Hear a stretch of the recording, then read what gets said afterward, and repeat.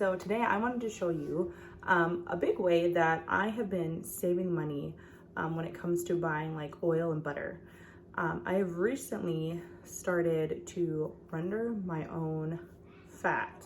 So normally we use a lot of avocado oil, butter, and olive oil around here.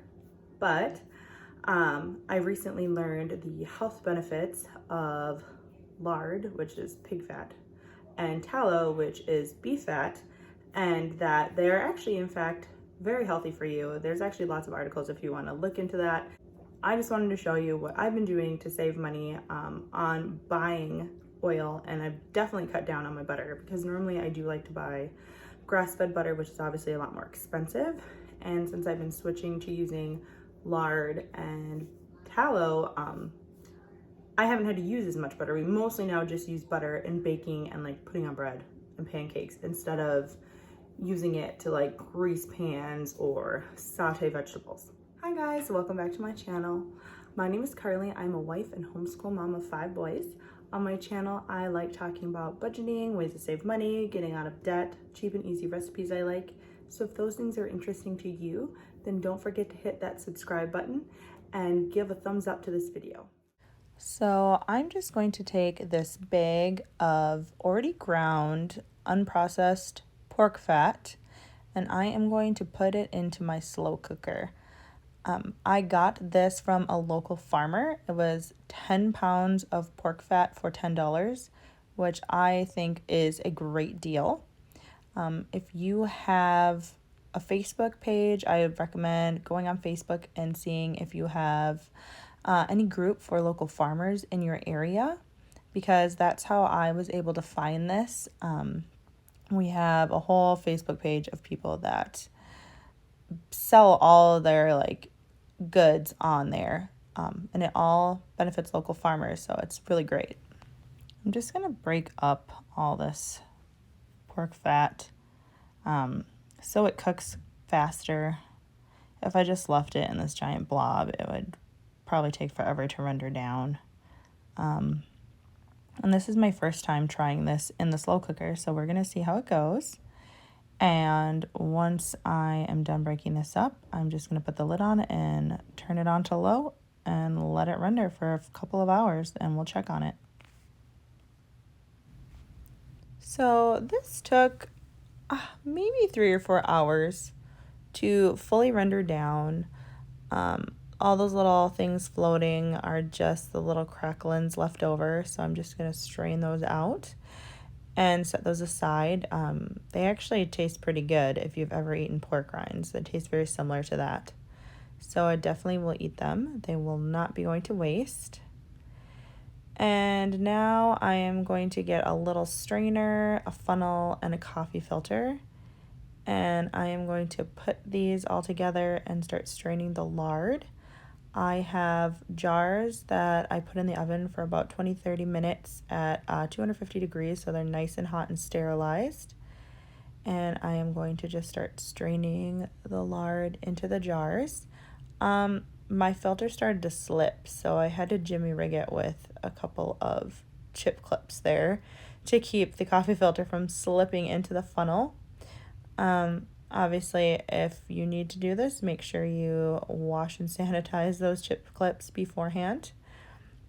And it takes a while, honestly, to fill these jars. The oil is a little slow moving, but I find doing this double filter method definitely makes sure that you don't get any little bits and bobs of food into your lard.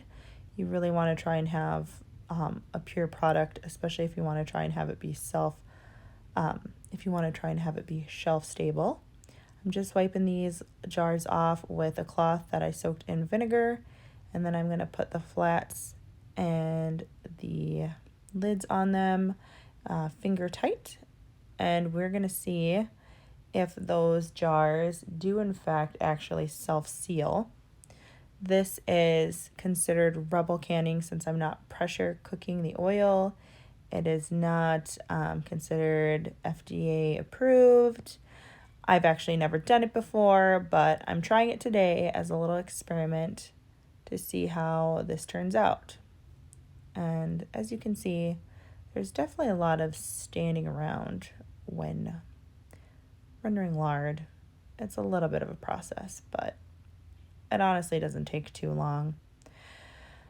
So I'm just gonna finish filling up the rest of these jars, and I am going to let them sit overnight and let them cool, and we will come check on them overnight to see if they have in fact actually sealed, because that's what I'm interested to see here, is if these jars are actually going to seal.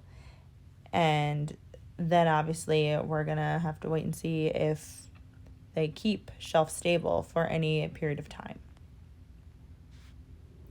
Okay guys, now that the lard has cooled, I wanted to show you, I did end up with 4 jars total. One was only like half a jar. So this one I just put a normal cover on, and I'm just gonna freeze it. Most of my, well, literally all of my lard, I normally freeze, or currently it's actually on a shelf in my garage because it's cold enough that my garage is basically a freezer right now. These ones, the ones that I basically tried the Rebel canning method, which is the first time I've ever done that. These ones I'm gonna try just leaving in my pantry, and I will see how they keep. I'm gonna take these off now. So they did seal, like if you see, like the little button, if you've ever came before, is indented now. I'm gonna do it like this, but that shows that it's sealed. So I am a little nervous about this to see if they keep, because there's mixed opinions on this. Lots of people say that you need to like pressure can it to make it shelf stable, because I guess I don't know, there's a high amount of whatever type of fatty acids in lard, I guess can make it go rancid faster than say beef tallow. Beef tallow, like you can just leave on your countertop for like a year and it'll be fine, which I haven't even done that yet. I've still been keeping it in the fridge. So I'm gonna be brave. I'm experimenting with the 3 jars. I promise you I have 3. And I am going to see if they keep. I'm gonna test this last one to see if the seal was good. So we'll see. I'm gonna keep these ones in my pantry. I'm gonna date them. This one I'm just gonna put in the fridge or freezer right away because it's only half a jar, so I just didn't even bother canning it. Plus, if you look at the bottom of this one, it had some imperfections, so I don't feel like I should put that in my pantry because there is some little bits that got in there, which if it's frozen, it'll be fine. But if you do it correctly, you don't really want any bits of anything. Like these don't have any bits of anything in them. So guys, that is how you render lard. Honestly, I've tried it 2 different ways. I've tried it in my oven and I've tried it in my crock pot. Also, it goes so much faster if your pork fat is already ground, like I had. The first time I did it, it wasn't already ground, and I didn't really cut it into small enough pieces. And so it took longer to render down, and it didn't actually end up rendering pure white. I'll grab one to show you. Like this is like pure white. This one in my freezer is a little more yellow. So we can compare the 2. And that's because the oil, I think, got a little too hot, and like the pieces of like crackling in there kind of started to get a little too brown, so it started to change the color, which is fine. It just kind of makes it have a little more of like a porky, like bacony flavor, where when you render it like this, it doesn't have as much of a flavor. Especially, I've been told, I have not rendered the leaf fat yet, which is the fat that's around the kidneys of a pig. Same thing goes for beef, by the way. They like don't really have any like taste or smell whatsoever. So I guess at least as far as pork goes, that is good for like pastries, so you don't have that piggy flavor in like your pastry dough.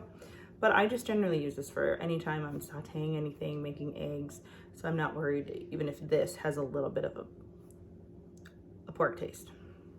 All All right, guys, I hope you enjoyed this video. Don't forget to give it a thumbs up and leave a comment down below if you have rendered fat of any kind before, and or if you are deciding to give it a try after you've watched this video. All right, guys, see you next time.